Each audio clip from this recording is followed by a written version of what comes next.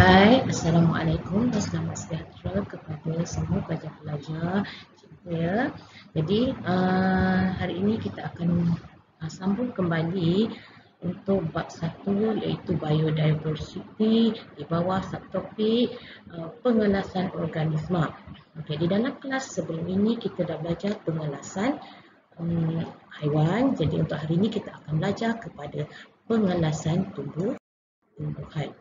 Okey, jadi ini adalah kandungan untuk hari ini, biodiversity di bawah subtopik pengelasan organisma. Ini adalah standard pembelajaran untuk subtopik kita pada hari ini, iaitu membezakan organisma, iaitu membezakan tumbuhan berdasarkan ciri-ciri sertanya. Yang kedua, mencirikan kumpulan tumbuhan mengikut taksonomi utama. Jadi ini adalah pengelasan tumbuhan. Kita pecahkan kepada dua kategori, iaitu kepada berbunga dan juga tidak berbunga. Okey, seterusnya kita tengok. Jadi kita tengok dulu apa dia tumbuhan berbunga. Okey, jadi tumbuhan berbunga menghasilkan bunga yang akan menjadi buah dan mempunyai biji. Jadi daripada bunga, okey, bunga ini akan menjadi buah, kemudian daripada buah akan menghasilkan biji. Paling senang kita tengok contoh pokok mangga. Okey, jadi kalau pokok mangga kamu boleh nampak mula-mula pokok tu dia akan keluarkan bunga yang halus-halus yang putih tu. Kemudian daripada bunga itu akan bertukar, dia akan membesar menjadi buah. Kemudian daripada buah itu ada biji dalamnya. Okey, biji itu akan menjadi biji benih. Jadi kita tengok setiap biji benih mempunyai cotyledon. Apa dia cotyledon? Okey, cotyledon adalah makanan simpanan. Okey, dia adalah makanan simpanan yang digunakan oleh biji benih untuk bercambah. Okey, jadi seterusnya kita tengok biji benih mempunyai satu cotyledon dipanggil monocotyledon, manakala biji benih yang mempunyai sepasang bermaksud dia ada dua, okey, dipanggil dicotyledon. Okey, ini yang kita katakan tadi. Okey, tumbuhan berbunga kita pecahkan pula kepada dua, monocotyledon dan dicotyledon. Apa dia tadi? Mono, ingat ya, mono ini bermaksud satu. Okey,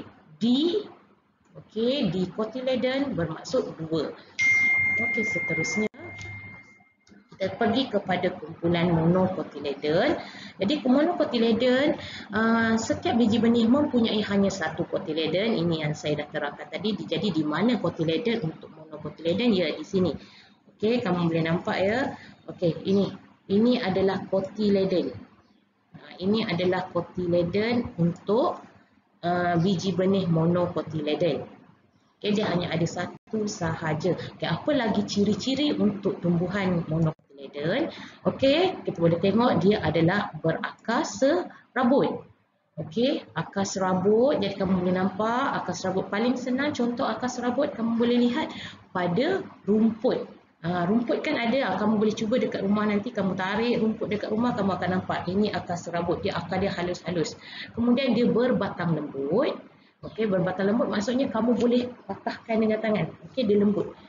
Okey, kemudian ini adalah urat daun.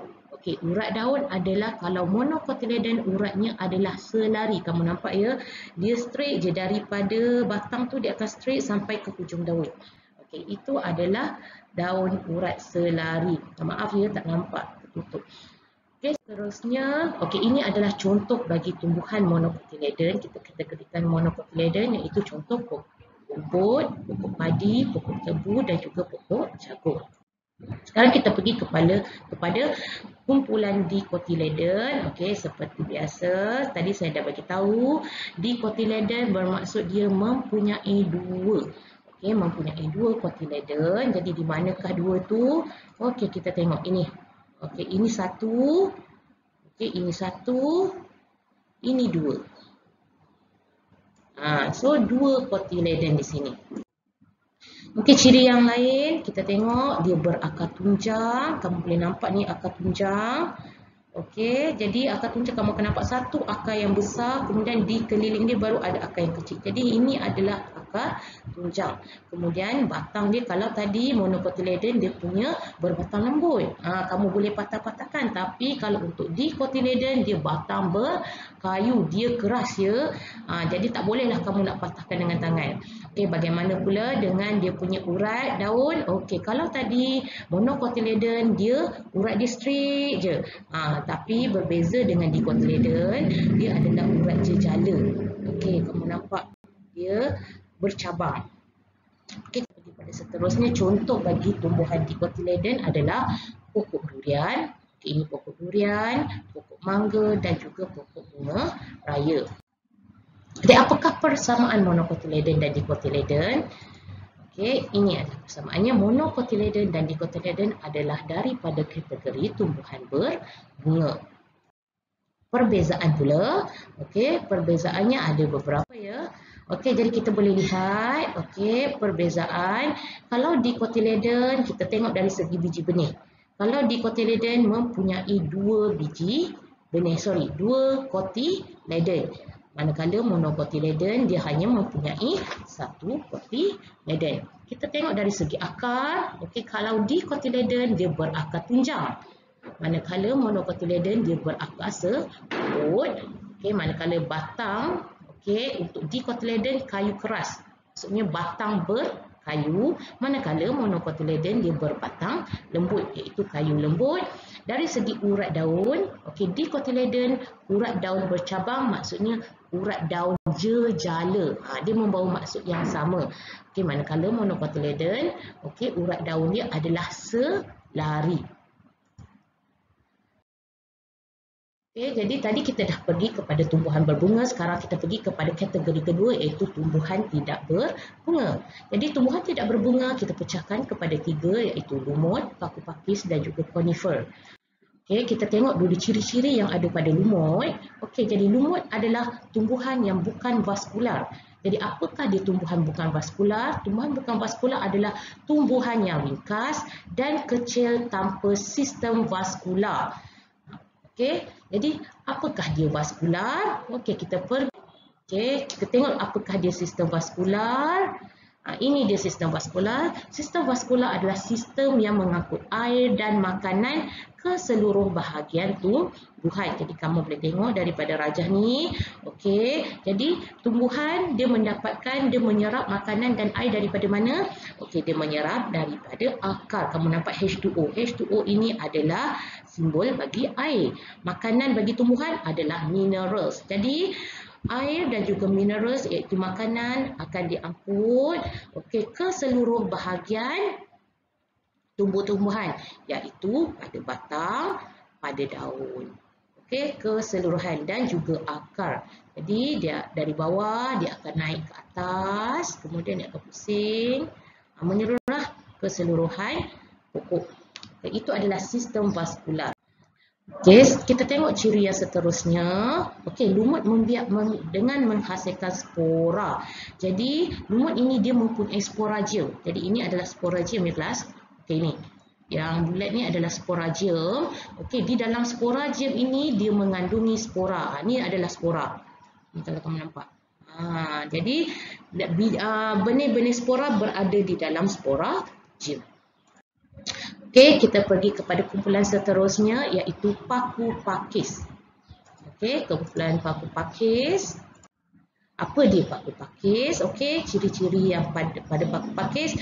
Paku pakis adalah tumbuhan vaskular. Jadi, kalau tadi lumut bukan vaskular. Jadi, untuk paku pakis dia adalah tumbuhan vaskular, di mana tumbuhan vaskular dia mempunyai batang, akar, batang dan juga daun yang nyata. Kamu mesti ingat ya, kalau vaskular dia mesti lengkap ketiga-tiga ini.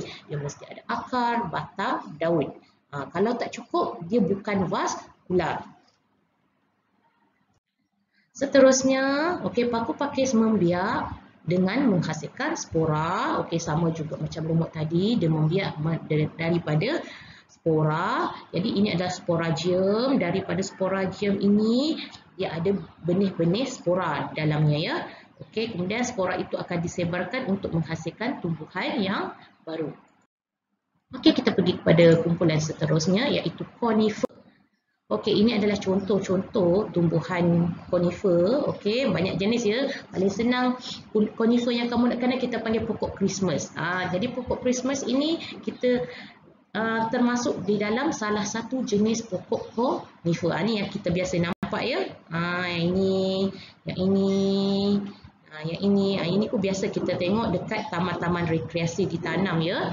Okey, jadi konifer ini dia adalah ciri-ciri yang pertama, dia adalah tumbuhan vaskular. Saya ulang balik, apa dia tumbuhan vaskular? Tumbuhan vaskular dia mesti mempunyai 3 benda ni. Okey, apa dia 3?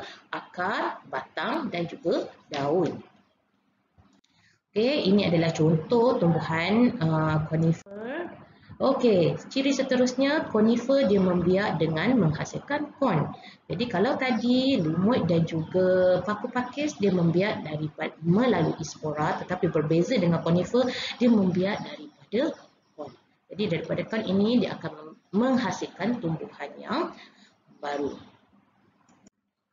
Okey, jadi sekian saja untuk topik kali ini iaitu pengelasan tumbuhan. Jadi kita jumpa kembali pada topik yang seterusnya iaitu kekunci dikotomi, dan jangan lupa untuk selesaikan ya tugasan yang cikgu berikan di dalam kelas nanti. Okey, jumpa lagi.